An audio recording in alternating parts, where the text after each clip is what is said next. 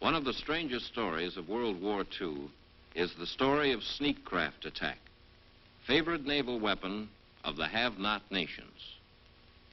By swimmer, by human torpedo, by midget submarine, explosive boat, and torpedo boat, the Axis powers strove with considerable success to whittle down the naval superiority of the Allies.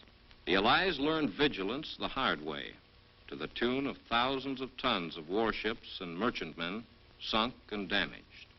In the Mediterranean alone, at Alexandria, at Ceuta Bay, Gibraltar, and Algiers, Italian sneak craft accounted for 150,000 tons of Allied shipping. The simplest form of sneak attack is the swimmer. Using a tight-fitting rubber suit to protect him from the cold and swim fins to increase his striking range, he could reach targets up to 5 miles. The breathing apparatus developed by the Italians showed great skill and design. The single oxygen bottle allowed the swimmer to work underwater for at least half an hour, plenty of time to finish his deadly mission. For attacking shipping, their limpet mines and floating charges contain from 4 to 40 pounds of super explosive. They wrecked the Nijmegen Bridge by guiding 1,500-pound charges down the river.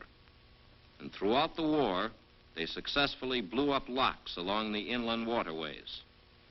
In attacking ships, the swimmer almost always approached the targets on the surface, relying on his head net to camouflage his face from the lookouts.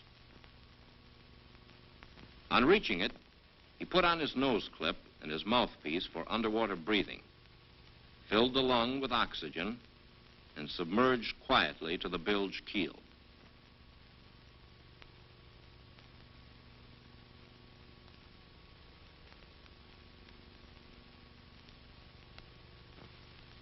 The charge was pulled down after him and clamped to the side of the hull. The time fuse, with its 4-hour delay, was started, and the attack was done.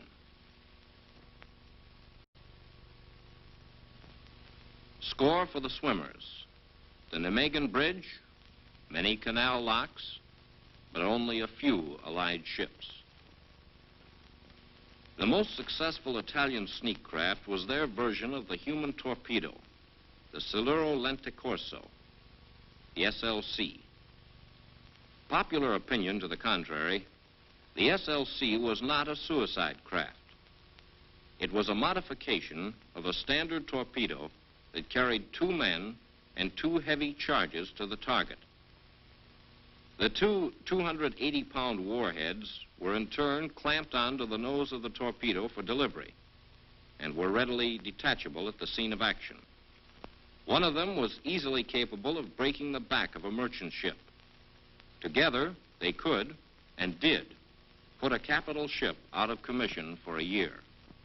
The craft was designed to put as little strain as possible on the operator during his long ordeal. Simple airplane-type controls for the hydroplanes and rudder, motor switch with 4 speeds forward and 4 reverse, electric pumps to fill or empty the ballast tanks. The overall length of the SLC was 22 feet, and it weighed a little over 1.5 tons.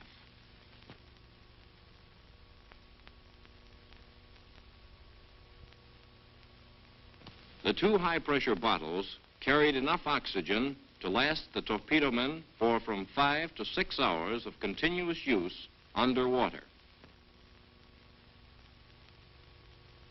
The captain of the craft sat in the forward position. He handled the controls and did the navigating. Cruising range was 15 miles at a cruising speed of 2 knots.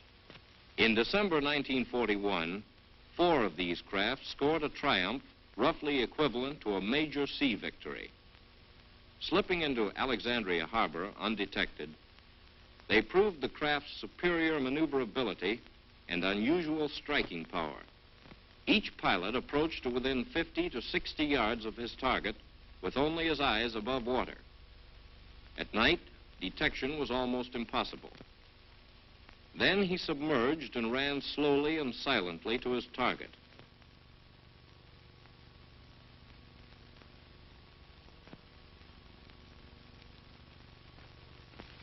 Each craft jockeyed to position under the bilge keel. While the captain held the craft there, the number 2 man ran a line from one bilge keel to the other, detached the warheads, and placed the charges firmly in position directly under the keel.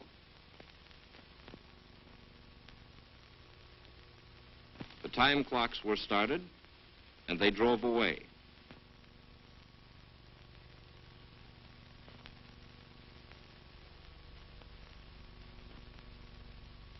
In this manner, 2 British battleships, the Queen Elizabeth and the Valiant, and an Allied tanker, 80,000 tons of shipping, were sunk in Alexandria Harbor in a single night.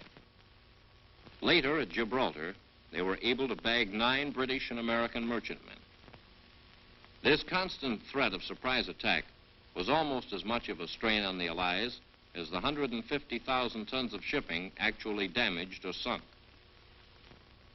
The Germans were inevitably attracted by these spectacular Italian successes, and by the spring of '44 had organized a picked corps of 10,000 officers and men.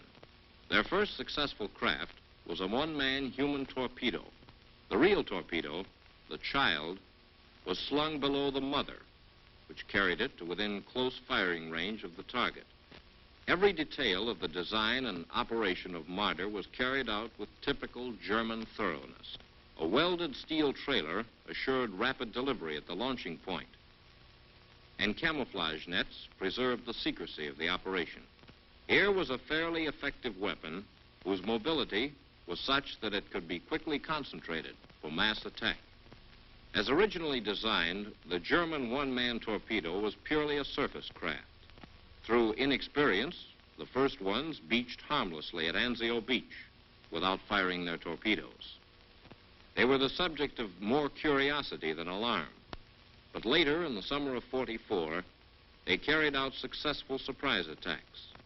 The low silhouette of the craft running awash with only the dome visible made the run-in on a dark night relatively easy. But once he had fired his torpedo and his presence was known, he was quite helpless against counterattack.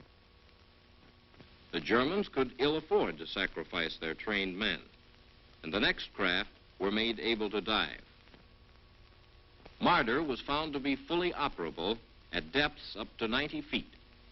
It handled well and maintained an even course, with a speed of 1.5 knots as contrasted to a surface speed of somewhat over 2 knots. Her ability to dive thus immeasurably increased her effectiveness, and the sturdy seagoing qualities of the craft underwater exceeded anticipations. The operators even found they could perform radical maneuvers without losing control. However, the operator could not see underwater well enough to make an attack. His run-in to firing range was usually made awash. Even under these conditions, visibility was something less than ideal, making extremely close range necessary before the torpedo could be fired with any degree of accuracy. 50,000 tons of shipping were thus sunk or damaged in the last year of the war, an amount out of all proportion to the Marder losses suffered by the Germans. The development of the Midget submarine by the Germans is another chapter in the story of sneak craft attack. First in point of time was Malk, an all-electric one-man midget. She filled the essential requirement of ease in handling by truck to the point of launching, and by truck or crane into the water. Malk was not very successful. Her range was a mere 75 miles, and she was slow and cumbersome on the surface. Her batteries, which filled the whole forward part of the craft, could drive her at up to 4 knots. But the swells in anything but the calmest seas battered her oversized hydroplanes unmercifully. Yet she had her good points underwater. These same hydroplanes gave the operator excellent control of his craft, and she submerged and surfaced with fair success. Under actual operating conditions, she failed to measure up, and after two 15-boat sorties in which all craft were lost, she was abandoned. Her successor was the streamlined Beaver, which sacrificed strength for speed. A gas engine was added for surface cruising and recharging the batteries, but her normal range was still restricted to approximately 75 miles. The concavities in the hull permitted the torpedoes to be carried outboard without greatly increasing the bulk of the craft. But they in turn weakened the hull to a considerable degree. Beaver, with her 30-foot overall length and 6 tons weight, was still small enough to be launched and maintained at quickly constructed strategic points. In her trials, she proved faster and more maneuverable than Mulk, but she was also tricky to handle, hard to navigate, and afforded only restricted visibility to the operator. After Mulk was abandoned, Beaver was used constantly against shipping to the port of Antwerp. She had small success and suffered heavy losses. In 15 sorties, using 163 Beavers, 53 of them, almost a third, failed to return. Beaver was being used as a stopgap until the new Midget sub, Seehund, was ready. Seehund came into action in December of '44. The German engineers had at last found a small submersible that overcame the annoying limitations of the other craft. Seehund had the great virtue of being mass-produced. She was, in essence, a trimmed-down model of a full-size submarine and incorporated many of the best features of the British X-craft, which carried out the raid against the Tirpitz in her Norwegian fjord the previous year. Her propeller was fitted with the Korth nozzle-type rudder, similar to that of full-size German submarines. The glass observer's dome on the hatch cover safely withstood water pressure to depths of 150 feet. Her diesel drove her at 8 knots on the surface, and she handled admirably. Here at last was the best midget submarine German engineering skill could produce. The captain called the orders to the engineer, who handled all the controls. He kept her smoothly at periscope depth while he was coached into the target. He made ready for firing and diving. He fired the torpedoes at command, and the fish slipped off the track on its run to the target.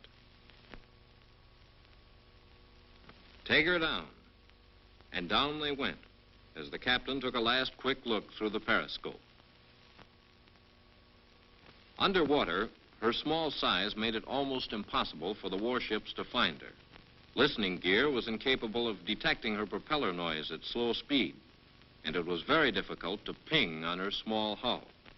About 70% of the Seehunds made attacks on Allied shipping before the war ended, though in many cases the crews missed their targets through lack of experience. Through the periscope, they swept the sky for aircraft before surfacing to recharge batteries and for a breath of fresh air. The morale-breaking loneliness of the one-man craft was gone. Seehund, with her crew of 2, could cruise almost 500 miles and stay at sea for a week. But Seehund came too late, and the German defeat prevented her from proving to the skeptical Allies that here was a weapon to be reckoned with. In sharp contrast to the successful underwater craft, the motorboat story was extremely disappointing to the enemy. The Italians designed a 20-foot torpedo boat, the MTSM, to attack ships either at sea or in the harbors. The propellers were retractable, so the crew of 2 could ease her over a sagging harbor defense net to attack the shipping inside.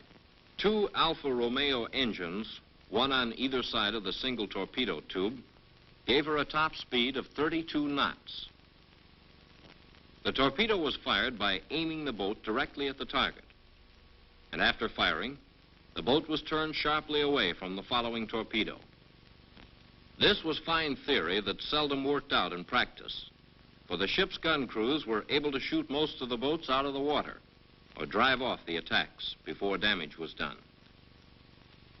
The German version of the torpedo boat was the Wendell boat, a lean, streamlined craft with a single non-retractable prop. 2 torpedoes were shot from the stern and so arranged that one was fired on the run-in and the other was fired during the retreat. In addition, her armament boasted 2 rocket launchers, one on either side of the pilot house. Like the other sneak craft, she required comparatively calm seas for operations. Her high speed of 33 knots and the 2 rockets were supposed to disrupt enemy gun crews, giving her a better chance to get within proper torpedo range. The Wendell boat made fine propaganda pictures for the Nazi newsreels, but her performance as an offensive weapon was no more impressive than her Italian counterpart. The explosive boat was a simpler method of delivering a charge to the target. The Italians used it successfully in the last war and continued to experiment during the 1920s and 30s. They developed a hull that planed beautifully and an Alfa Romeo engine that gave speeds up to 30 knots. The combined propeller rudder could be swiveled at will, so that with a trained operator at the wheel, the usual type of torpedo net defense could be hurdled with surprising ease, although in actual operations, the boat was sneaked over the nets as quietly as possible under cover of darkness. In the early years of the war, the Mediterranean was alive with these craft. They swarmed into Malta and Ceuta Bay in mass attacks, but the ease with which they were spotted and their extreme vulnerability to gunfire placed them in the category of nuisance craft rather than effective offensive ones. Nevertheless, because it was a cheap way of delivering a massive 800-pound charge to its target, the Germans copied the Italian explosive boat. Trailer-drawn and usually launched directly from the trailer, the German craft Linse was a much cheaper, mass-produced boat with a Ford V8 type engine, non-retractable prop, and indifferent seaworthiness. In the dying days of the war, the Germans played up Linse to bolster morale at home. Spectacular pictures of this secret weapon and fake shots of the damage it could do were intended by the Goebbels machine to whip the starving Germans into a frenzy of enthusiasm. The driver aimed his boat like a gun, locked his controls on a collision course, and at the last possible moment, jumped. The 800-pound charge, detonating on contact, supposedly did the rest. Near the end of the war, the Nazis formed a new combat unit to man radio-controlled explosive boats. The radio control man in the pilot boat steered the other craft and could regulate the speed. 3 boats made up a combat team: the pilot boat and 2 explosive boats. A pilot drove each explosive boat until an attack was started. Then he jumped overboard, and to quote the Germans, he was nearly always rescued, either before or after the operation. Radio control made little difference. It saved the lives of a few Nazi boatmen, but the guns of the escort ships still blasted the boats out of the water with almost 100% success. Against an alert enemy, the motorboat idea in any form was a dismal failure. Too late for this war, but almost ready for operation, were 2 new craft, one German and one Italian. This is the German High, an attempt at a super one-man human torpedo. Its increased length doubled its battery capacity, which could be used for increased range, faster speed, or both. But its great length, over 40 feet, made it extraordinarily clumsy and an ever-present potential death trap for the operator. High failed, and the German unconditional surrender stopped further experiments. Directly opposite to the German High was the Italian SSB, which was also caught by the war's ending before she could get into action. Except for the Midget submarine, Seehund, she was probably the finest sneak craft to come out of the war. Her two enormous warheads total nearly 900 pounds of high explosive. The crew of two rides inside a cockpit, which protects them from the water pressure and helps streamline the craft. The face masks and breathing gear are the same as on the older two-man torpedo and can be put on even after the men are underwater. SSB is 26 feet long, weighs a little over 2 tons, and has a top speed of 6 knots. Whether turning, diving, or running, the control is positive and rapid. Look at the ease with which the pilot dives and climbs underwater. The SSB is fast and powerful enough to overcome many of the tides and currents that prevented the other two-man and one-man torpedoes from operating successfully. And her cruising range of 45 miles is 3 times as great as that of the older model. Watch the fast, sharp turn to the left as she surfaces.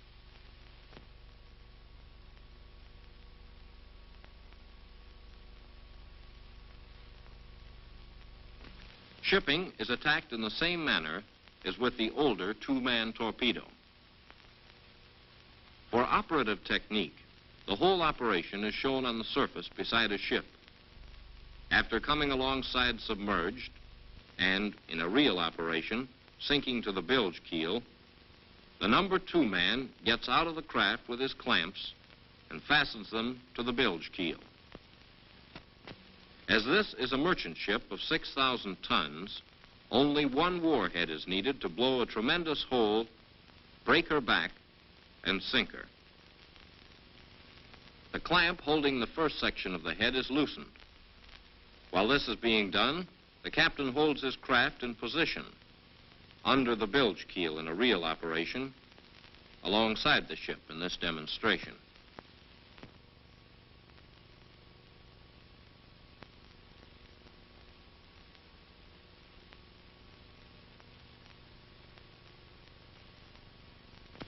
When the head is loose, a twist or two by the man underwater frees it from the craft.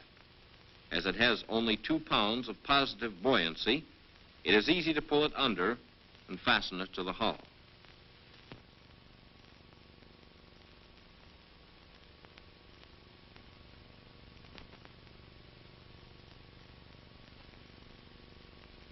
The number 2 man then climbs back aboard his craft. With the second section of the warhead still in place, the SSB can attack another ship, making it possible for 2 men to sink 2 ships in one operation. This was the array of sneak craft pitted against the Allies, and the Allies learned by hard lessons that the best defense against them was constant vigilance and a full-dress harbor defense.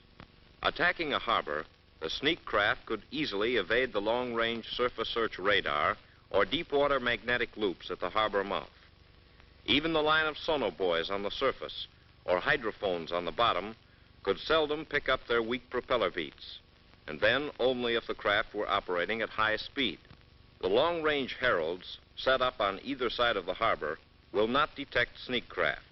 They are for the full-size submarines and surface vessels. One possible means of detection is the multi-turn loop, which in some cases will record the passage of the midget craft. Another detection possibility is the short pulse herald. This device can ping on a very small object, but requires constant alertness, the most expert of operators, and ideal sound and hydrographic conditions. The surface of this water is swept by supersensitive radar that picks up objects as small as a periscope or a perspex dome or a swimmer's head. Radio in the harbor entrance control post directs the cutters to the attack.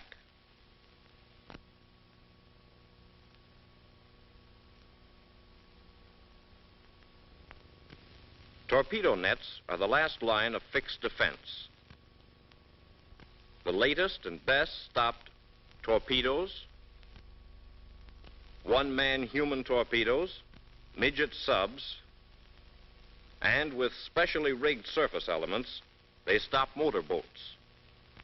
The two-man torpedoes and the swimmers were the only ones who could make their way past the net defenses, using net cutters or slipping through openings near the shore. The harbor patrol boats, armed with searchlights, machine guns, and depth charges, were constantly searching for the sneak attackers who were able to penetrate these defenses. At slow speeds, these underwater craft made little or no noise with their propellers or engines. Sometimes, at a very close range and under the very best of listening conditions, a skillful operator might faintly hear the propeller beats. Of course, if the craft makes a maneuver such as this crash dive of the Seehund, the experienced sound operator could quite easily hear it. However, exhaustive tests have proved that under sneak attack conditions, it is next to impossible to hear any of these midget craft. The electric torpedo is by no means silent. True, the sound operator hears it the instant it is fired, but then it is much too late. The latest detection devices developed at the end of the war, but not yet installed in our harbors, were the multi-turn loop and the short pulse herald. The multi-turn loop in 60 feet of water is the most sensitive of magnetic detection instruments. However, a sneak craft built of non-magnetic material should be able to cross such a loop without detection. The short pulse herald promised to be one of the most effective detection devices in use. Tests revealed that up to 400 yards, this device, with skillful operation, could detect sneak craft under average conditions. These and the radar were the newest weapons for harbor defense. The end of the war found the sneak craft that had been so crudely and hastily built for defense about to become important secret weapons of offense. It needs but little imagination to see what these craft could do to even our largest shore installations, should they be equipped with new atomic weapons. To be secure is to keep well abreast of all future improvements in sneak weapons and to press vigorously the development of more dependable detection equipment and countermeasures so that we may not be caught by this form of the opening gun of modern warfare, the sneak attack.